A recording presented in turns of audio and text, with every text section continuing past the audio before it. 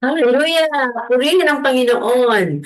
Magandang umaga po sa bawat isa, mga minamahal kay Kristo at masaganang bagong taon. Hallelujah! Purihin po ang Panginoon. Tayo po ngayon ay nasa aklat ng Deuteronomy at ang ating pag-aaralan po, pagbubulay-bulayan ay Deuteronomy 26, 1 to 19. Tayo po muna ay dumulog sa Panginoon sa pananalangin. Aming Ama at aming Diyos, tunay nga po na kami ay nagpapasalamat sa iyo. Lalo na po ako na patuloy mong dinudugtungan ang paghinga. Salamat po sa patuloy mong paghipo at salamat po sa aking mga minamahal kay Kristo na patuloy na nakikipagkaisa, nakikinig at sumasama sa morning devotion namin ito. Ama, salamat po. Samahan mo kami at pangunahan at pagpalain mo po ang iyong mga salita. Hindi lamang sa aming pakinig, kundi higit sa lahat sa aming puso. Ang papuri pa sa salamat ay ibibigay namin sa iyo sa pangalan po ng aming Panginoong Yesus. Tayo pong lahat ay magsabi ng Amen. At babasahin po natin ang Deuteronomy 26, 1 to 19 dito sa ating aklat.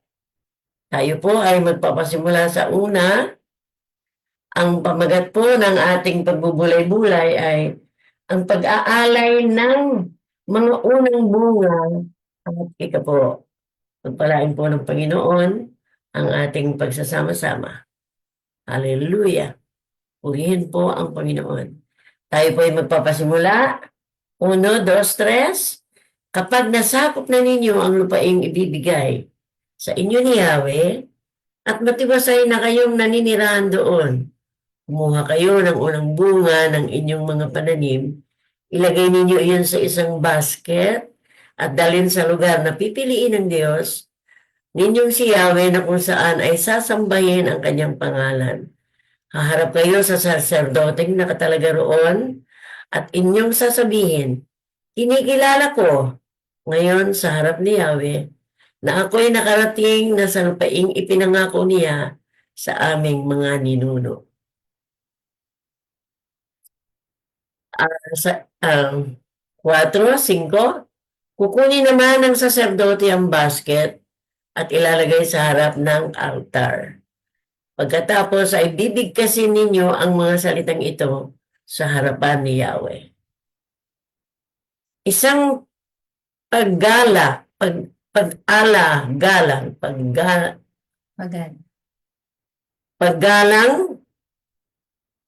isang paggala-galang Arameo. Wow! Ang hirap bigkasin. Isang paggala-galang Arameo ang aking ninuno. Dinala niya ang kanyang pamilya sa Ehipto upang manirahan doon. Kakaunti lamang sila nang magpunta doon. Ngunit sila ay dumami at naging isang malaki at makapangyarihang bansa. 6, pinagmalupitan kami at inalipin ng mga Ehipsyo. 7, kaya humingi kami ng tulong kay Yahweh, ang Diyos ng aming mga ninuno. Dininig niya kami at nakita niya ang aming pagdurusa, kahirapan at kaapihang dinaranas. Inilabas kami ni Yahweh mula sa Ehipto sa pamamagitan ng kanyang kapangyarihan, ng mga kagilagilabot na gawa at mga kababalagan, 9 at 10, at dinala sa lupaing ito na mayaman at sagana sa lahat ng bagay.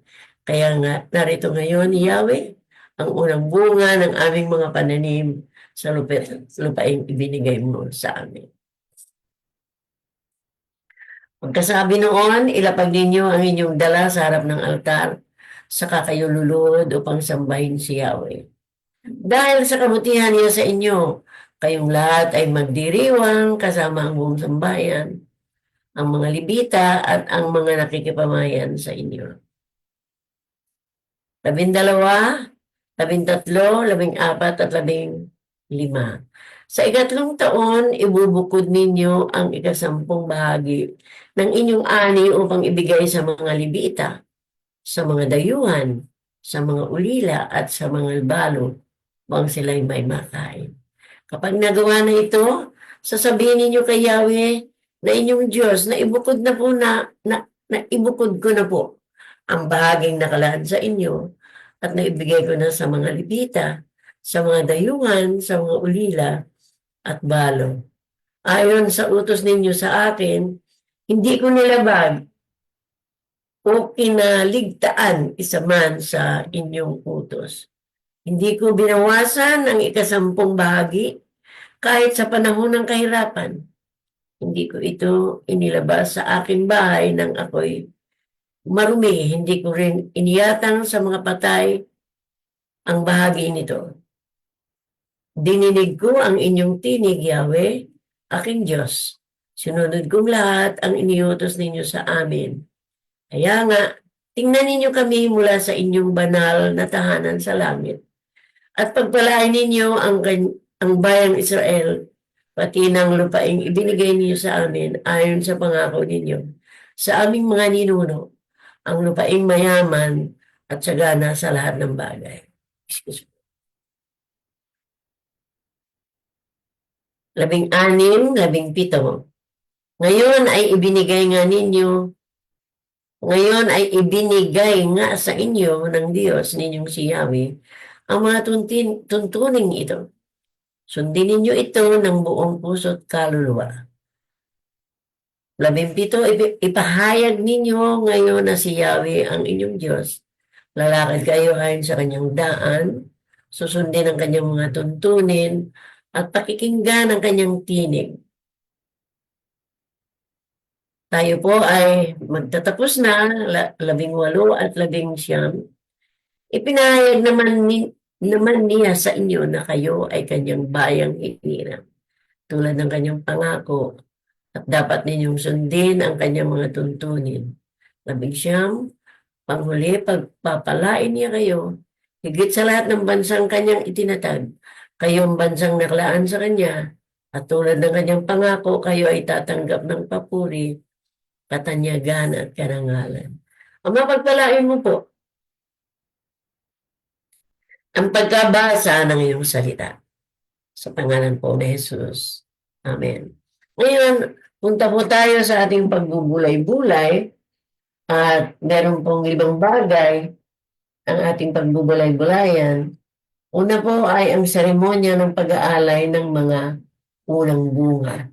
Doon sa una, ay sa unang talata, ay sabi po ay kapag nakapasok na kayo, mga Israelita sa lupang pangako, ay dapat, ang sabi po ay dapat silang kumuha ng mga unang bunga ng kanilang mga ani at ilagay sa isang basket at dalhin sa lugar na pipiliin ni Yahweh. Purihin po ang Panginoon na ang kautosang ito ay kailangan gawin ng mga Israelita sa lupang pangako. At sila nga ay kumuha ng mga unang bunga ng kanilang ani at sinunod nila ang sinabi ng Panginoon na ilalagay sa isang basket at dadalhin sa lugar na pipiliin ni Yahweh. Purihin po ang Panginoon. At sa talatang 2 ay dapat nilang sabihin sa pari ang pasasalamat sa Diyos sa pagbibigay sa kanila ng lupa. Purihin ang Panginoon. At sabi ay, haharap kayo sa saserdoteng nakatalaga roon at inyong sasabihin, kinikilala ko ngayon sa harap ni Yahweh na ako'y nakarating sa lupaing ipinangako niya sa aming mga ninuno. Purihin po ang Panginoon kasi nabasa ko po kung gaano kahirap ang pinagdaanan ng mga Israelita para makarating sa lupang pangako. Tayo man po ay manglalakbay lamang sa daigdig na ito. At bawat isa sa atin na patuloy na naglilingkod sa Panginoon ay maraming pinagdadaanan. Ngunit purihin ng Diyos na sa ating paglalakbay sa daigdig na ito ay Patuloy lang nating sasambahin ang kanyang pangalan. Purihin ang Panginoon. At sasabihin natin, kikilalanin natin na sa harap ni Yahweh na ako'y nakarating na sa lupang ipinangako niya sa aming mga ninuno. At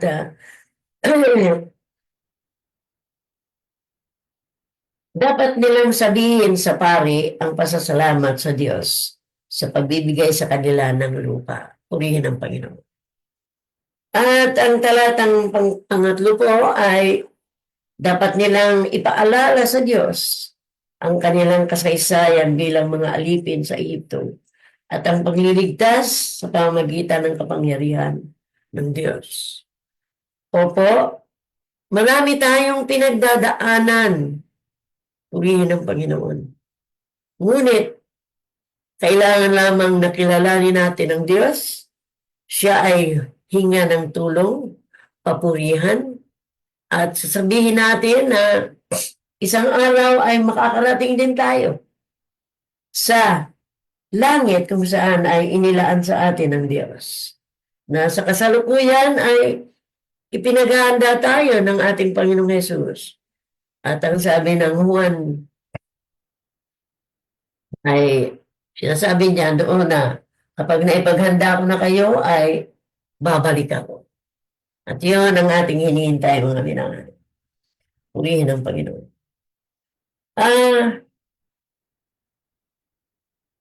Tingnan natin ang talatang 5 ay sabi doon ay purihin ang Diyos. Pagkatapos ay bibigkasin ninyo ang salitang ito sa harapan ni Yahweh. Ano ang sabi sa talatang 5? Isang paggala-galang Arameo ang aking ninuno. Yun po ay si Abraham. At dinala niya ang kanyang pamilya sa Egypto upang manirahan doon. Kakaunti lamang sila nang magpunta roon. Alam po ba ninyo kung ilang tao lamang ang nakarating doon? 70.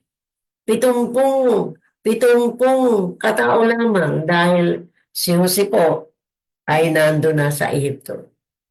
At dumami, sabi doon ay, ngunit sila'y dumami ng dumami at naging isang malaki at makapangyarihang bansa. Naalala ko na ang sabi ng Diyos kay Abraham, tingnan mo ang langit at kung gaano karami ang mga bituin sa langit ay gayon karami ang iyong magiging lahi na kasing dami ng mga buhangin sa dagat. Purihin ang Diyos. Masyadong makapangyarihan ang Diyos. Purihin po ang Panginoon. Sabi pa ay, pinagmalupitan kami at inalipin ng mga Egyptyo. Opo, nangyari sa kanila yon. Ngunit sa kabila ng pagmamalupit na yon, ay naroon pa rin ang Diyos.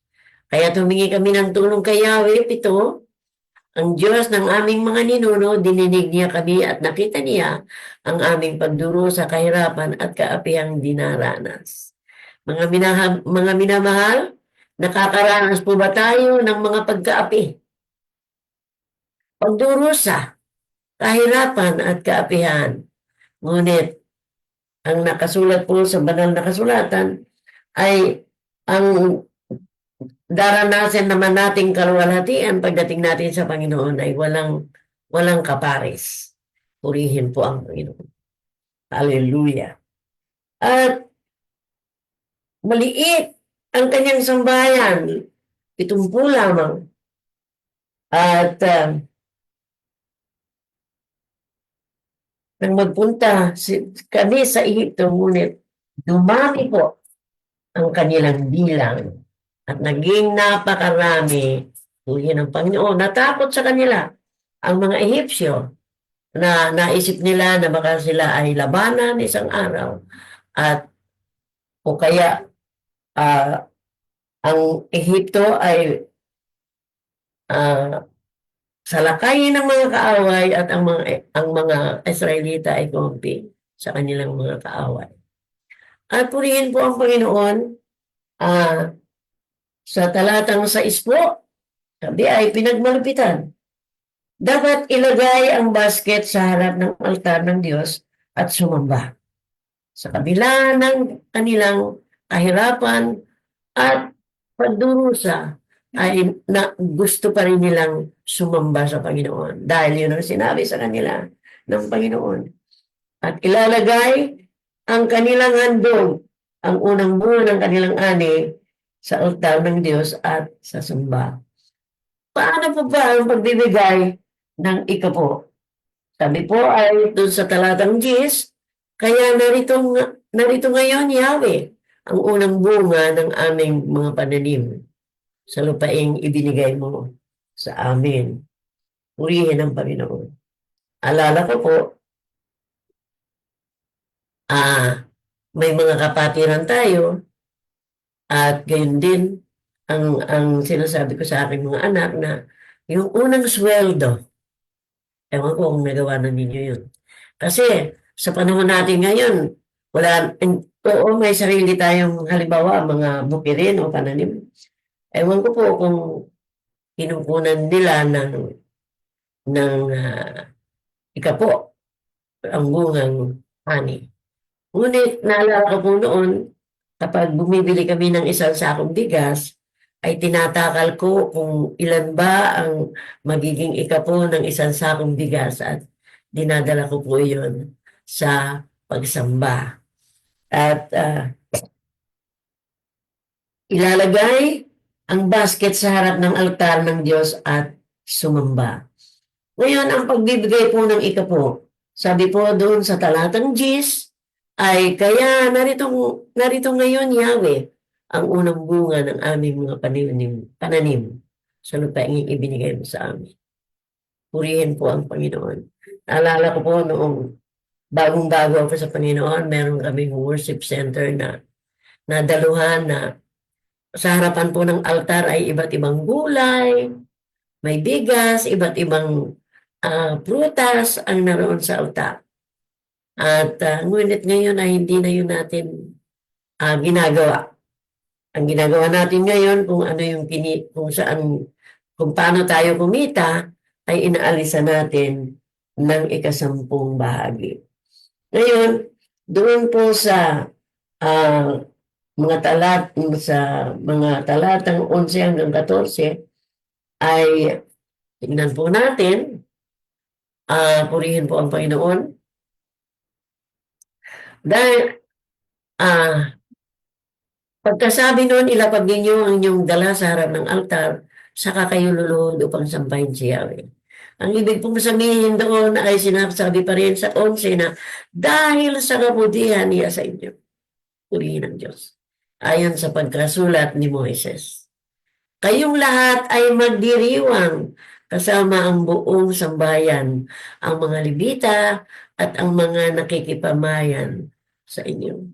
Purihin ang Diyos at tutuloy natin ang ating pagbasa sa 12, 13, 14 hanggang 15.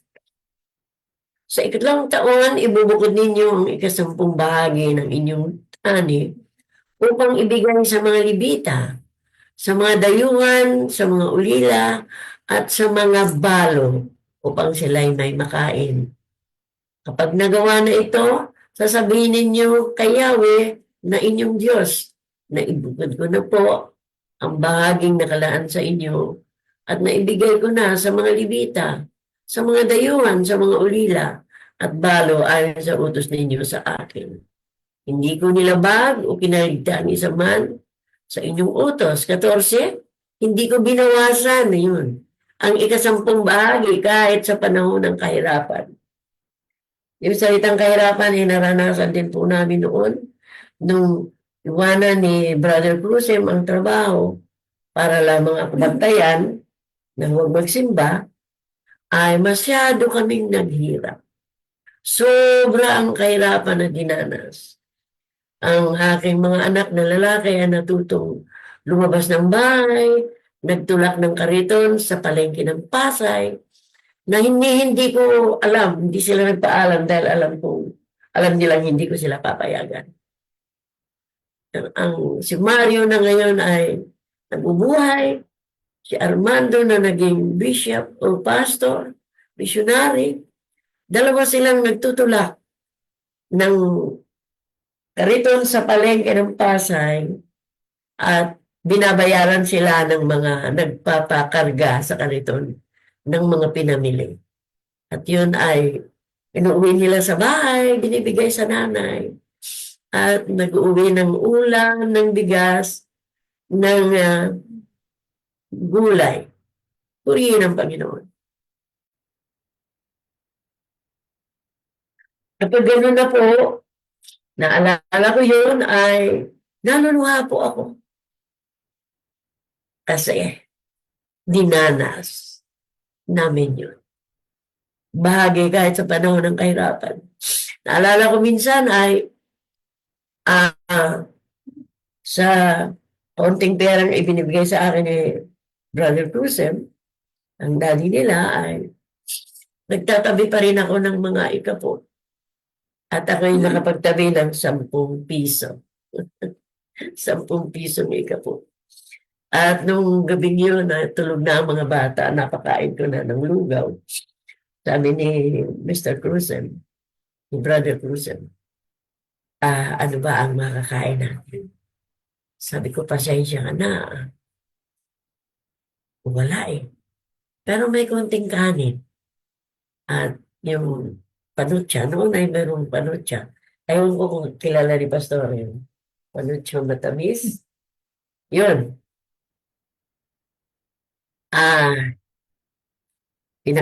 Kumain kami ng kukunting kanin at panutya ang ulam. Puri ng Diyos.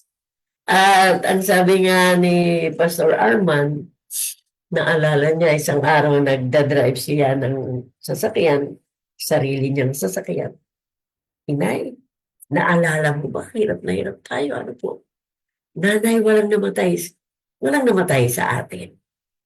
At hindi sila nagpalimos, nagbanat ng buto, naghakot ng mga paninda sa Pasay, sa palengke ng Pasay, kinakarga sa kanilang kariton.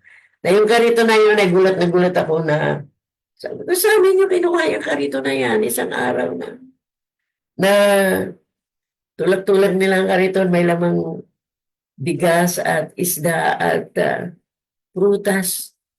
Ginawa namin ito ng lihim kasi hindi ka papayag. Napakabuti nilang mga anak. At nagbunga yung kanilang kabutihan bilang mga kabataan na marunong tumingin sa paghihirap ng kanilang pamilya at ng kanilang magulang.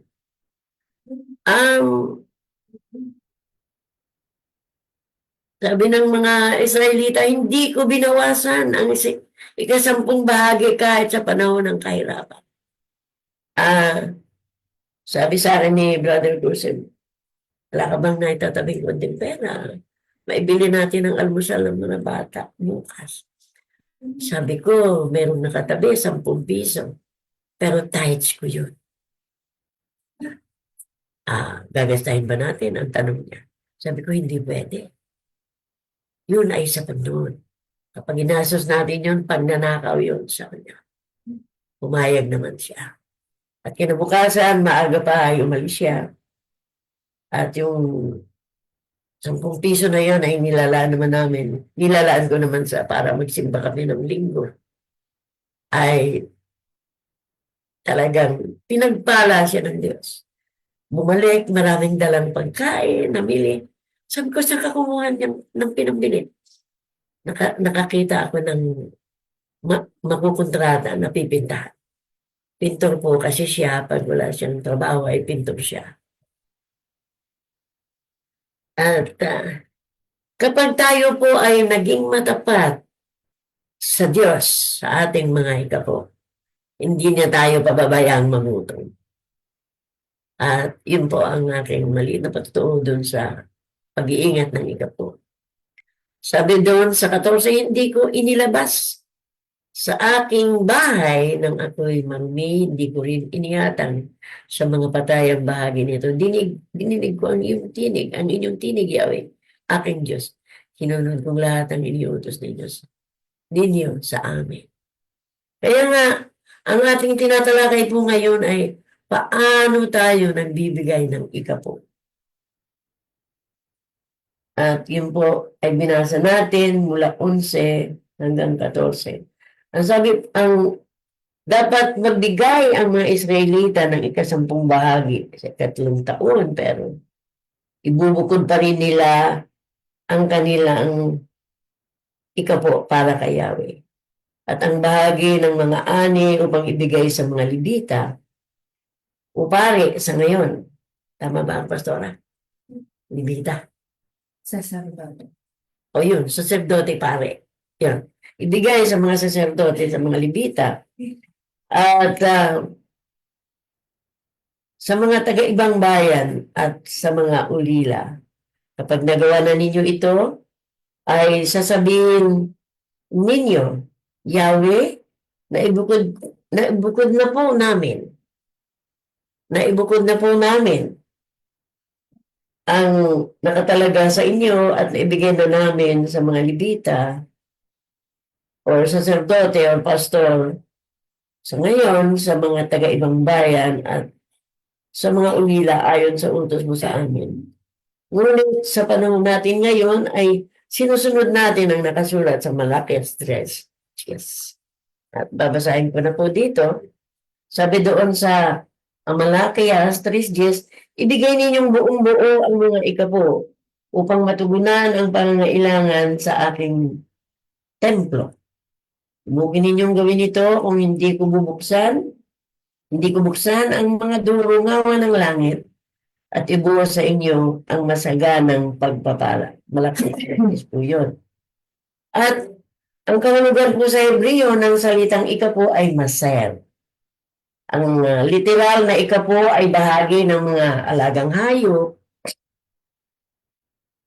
at bunga ng sinasakang lupa ng mga Israelita. At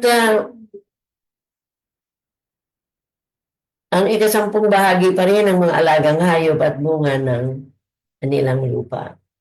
Maging ng kanilang kinikita bilang pagkilala na pinagpala sila ng Diyos. Ngayon, hindi natin maaaring bawasan o kaya ay pagtagalin pa ang ikapo kundi kinakailangan ibigay na natin agad. At basahin natin ang ayon sa Leviticus 27:30. Sabi lahat ng ikapo maging bini o bunga ng halaman ay nakatalaga kay Yahweh. Yun po. At bilang 18:21 ang bahagi ng mga Levita, ang ikapo ng Israel at ito ang nauukol sa kanilang paglilingkod. Ang mga saserdote, pastor sa ngayon, at mga Levita ay walang manang lupa sapagkat ang Diyos ay kanilang kaparte o mana. Nung magpartihan po, nandun na sila sa lupang pangako, nung magpartihan, si Moises siyempre ang gumawa noon ay walang mana, sinabi na ng Diyos kay Moises, na walang mana ang mga Levita at ang mga saserdote sapagkat ang pinakamana nila ay ang Diyos. Purihin ng Panginoon. Ang pangakong ito ay sumasakop sa lahat ng mga mananampalataya kay Kristo sa ngayon. Ang ating pamana ay wala sa lupaing ito sapagkat tayo ay mga dayuhan at taga-ibang bayan at mga manglalakbay sa lupaing kinabubuhayan natin ngayon. At ang ating Diyos ay nasa langit kaya kinakailangan hanapin natin ang mga makalangit na bagay sapagkat ang Diyos ay nananahan sa langit. At sa ating pagtatapos, ayun na po ang bumasa ng Hebreo 11:9 hanggang 16. Ang kahalagahan po ng pag-aalay ng unang bunga, una ay pagkilala sa Diyos bilang pinagmumula ng lahat ng pagpapala.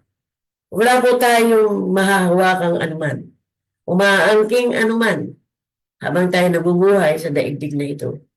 Una, ang buhay natin, ang buhay na binigay sa atin ng Diyos ay pahiram.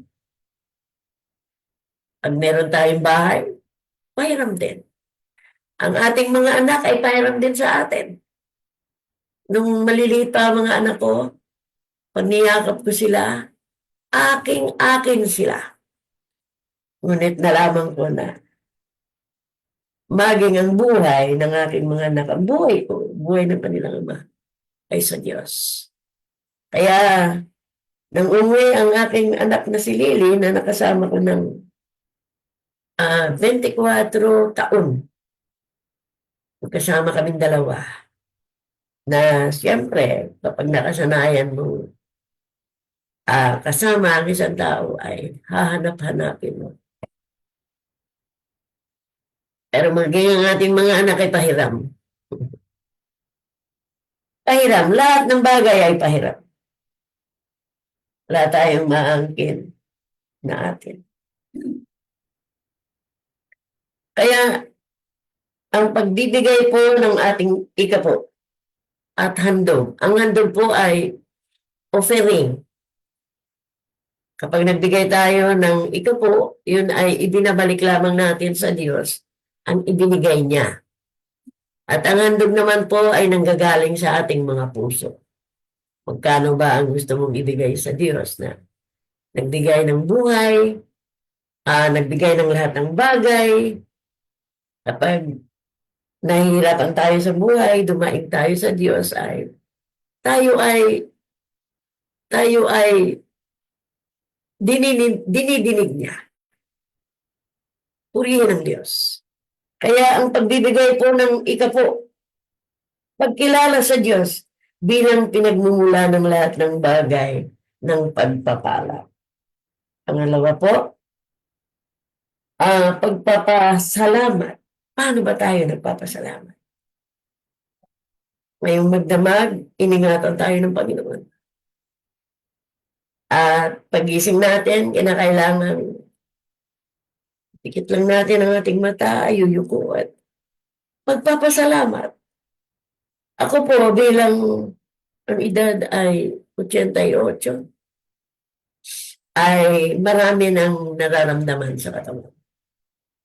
Pero naririnig ako ng Diyos na laging sinasabi ko na hindi ka tatagal sa katawang ito. Sapagkat ang katawang ito ay templo ng Espiritu Santo. At sinasaway ko ang masamang pakiramdam at hindi ko iniinda. Sabi ng mga anak ko na laging sumasama sa akin, maupo na lang kayo, nanay, o kaya mahiga kayo. Hindi ko po ginagawa yun. Hanggat kaya kong tumayo, hanggat kaya kong igalaw ang mga kamay ko. Purihin ng Diyos. Pagpapasalamat. Nagtuturo noon sa mga Israelita na maging mapagpakumbaba. Ano man po ang kalagayan natin, mayaman, nasa kalagitnaan ng buhay, yung ibig sabihin hindi naman napakayaman, hindi naman napakahirap. Umahirap. O yung mga taong nabubuhay sa pagpag. Iyak ako nang makita ko yun. Kumukuha sila ng mga pagkain tira-tira, ng mga kumain sa mga restaurant. Hinuhugasan nila, iniluluto uli, at ipinagbibili. Mga minamahal, kung hindi natin nararanasan yun at nakikita natin, tutululuhan natin. Kaya, kahit hindi napakasagana ang buhay natin, bilang anak ng Diyos, pagpapasalamat. Purihin ng Diyos, pagpapasalamat. Nagtuturo na maging mapagpakumbaba na hindi tao ang tumutulong sa atin. Hindi tao, hindi talaga si Moises ang tumulong sa mga Israelita. Mula ang pagpapala sa Diyos. Ang ating hininga, ang ating kalakasan, ang pag-iingat, lalo sa ating mga anak na lumalabas ang si Mister na lumalabas para magtrabaho. Salamat sa Panginoon. Pagpapasalamat. Naalala ko po nanay ko, katoliko yun. Pero ang bukang bibig noon, salamat sa Diyos. At panghuli po ay pag-asa sa hinaharap. Wala tayong pag-asa. Sabi nga ng Panginoong Yesus, wala kayong magagawa kung hiwalay kayo sa akin. Totoo yun. Masdan mo ang mga taong nabubuhay sa kanilang sarili. Nakakahabag sila. Nakakahabag sila. Kaya kailangan ibuka natin ang ating bibig at sabihin sa kanila ang kabutihan ng Diyos, ang pag-ibig ng Diyos. Unang ituro natin sa ating mga anak. Napakapalad ko po. Hindi ko binibigkas yung swerte. Napakapalad ko po dahil nung makakilala ko sa Panginoon ay bata pa ang aking mga anak. Nadadala ko sila sa Sunday school. Sunday school pa lang may mga memory verse na. At maging sa bahay, nagtuturo pa rin ako ng mga memory verse. Pag-asa sa hinaharap. Pagbibigay po ng ikapo ay pagsunod sa Diyos. Ano po ang pagbibigay ng ikapo? Na kapag ibinalik natin sa Diyos ang mga bagay na ibinigay niya sa atin, ay meron siyang pangako. Malakias 3:10. Subukin ninyo. Subukin ninyo na gawin ito. Kung di ko ihulog sa inyo ang pagpapalang, wala kayong silid na mapaglalagyan. Tuwing kakain po ako ngayon, naalala ko na hindi ako nagtatrabaho. Pero may kinakain. Saan galing yun? Sa Diyos. Bagamat dinadala ng aking mga anak. Ang aking mga apo ay ang mga anak ni Pastor Arman ay magluluto. Dadalhin dito, kakain kami. Tuwa-tuwa po ako. Ang saya-saya ko po na lola. Napakapalad ko pong ina at lola. Mga nanay, gusto rin ba ninyong maging mapalad? Sundin lang ninyo ang Panginoon. Malakias 3:10, subukan ninyong gawin ito. Kundi buksan ko ang mga durungawan ng langit. Wow! Alam po ba ninyo nung unang paggunaw, baha? Bakit napakaraming tubig sa buong mundo? Binuksan ng Diyos ang mga durungawan ng langit. Binuhos ang mga tubig sa daigdig. At ang mga tao ay nalunod, mga taong ayaw kumilala ng Diyos. Ngunit ngayon, kinikilala natin ang Diyos. At siya ang ating pag-asa sa hinaharap. Nagpapaalala sa atin na patuloy na magbibigay ang Diyos. At sa mga Israelita noon, natutuhan nila yun na patuloy na magbibigay ang Diyos. Sorry po. Mutulo na naman ang luha ko. Pasasalamat. Ano magbibigay ng ito po? Sundin lang natin siya. Pagkilala sa Diyos bilang pinagmumula ng lahat ng bagay, ng lahat ng pagpapala. Pangalawa, pagpapasalamat. Nagtuturo po sa mga Israelita o sa atin na maging mapagpakumbaba. Lagi lang pasalamat.